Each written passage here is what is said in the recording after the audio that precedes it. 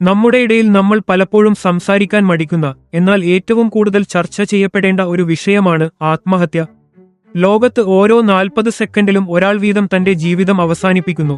എന്തുകൊണ്ടാണ് ഇത്രയധികം ആളുകൾ മരണം തിരഞ്ഞെടുക്കുന്നത്? അത് വെറുമൊരു ഭീരുത്വമാണോ, അതോ ഇതിനു പിന്നിൽ നമുക്ക് അറിയാത്ത ഗൗരവമേറിയ മനഃശാസ്ത്രമുണ്ടോ?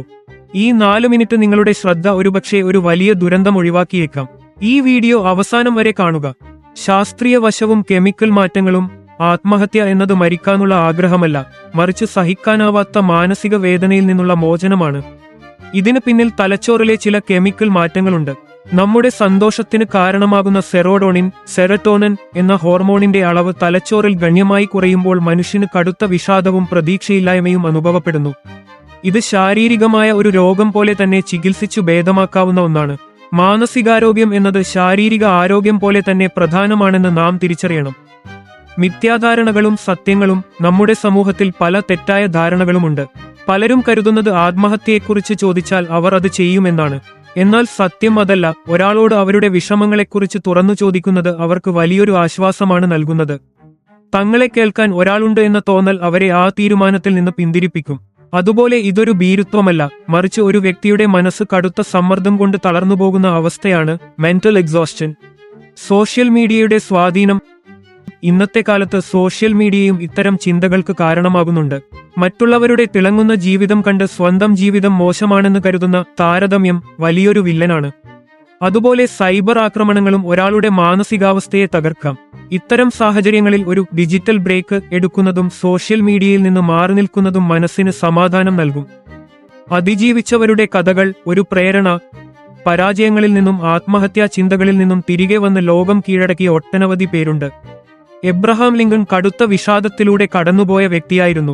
ഹാരി പോട്ടർ എഴുത്തുകാരി ജെ.കെ. റോളിംഗും ഒരു കാലത്ത് ആത്മഹത്യയെക്കുറിച്ച് ചിന്തിച്ചിരുന്നു. അവർ അന്ന് തോറ്റുകൊടുത്തിരുന്നെങ്കിൽ ഇന്ന് ലോകത്തിന് ഈ വലിയ പ്രതിഭകളെ ലഭിക്കില്ലായിരുന്നു.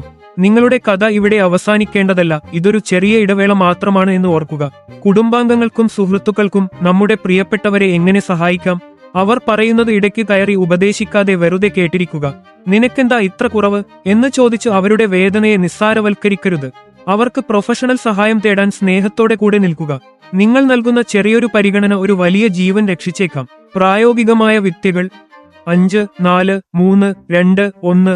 പെട്ടെന്ന് ഇത്തരം ചിന്തകൾ ഉണ്ടായാൽ നിങ്ങളുടെ ശ്രദ്ധ തിരിക്കാൻ 5, 4, 3, 2, 1 ടെക്നീക്ക് ഉപയോഗിക്കുക. 5 വസ്തുക്കൾ കാണുക, 4 കാര്യങ്ങൾ തൊടുക, 3 ശബ്ദങ്ങൾ കേൾക്കുക, 2 മണങ്ങൾ അറിയുക, 1 വസ്തു രുചിക്കുക. ഇത് മനസ്സിനെ വർത്തമാനകാലത്തിലേക്ക് തിരികെ കൊണ്ടുവരും. കൂടാതെ ഞാൻ ഈ തീരുമാനം നാളത്തേക്ക് മാറ്റിവെക്കുന്നു എന്ന് സ്വയം പറയുക. സമയത്തിന് വലിയ മുറിവുകളെ ഉണക്കാൻ കഴിയും. സുഹൃത്തുക്കളെ, ജീവിതം ഒരു പോരാട്ടമാണ്.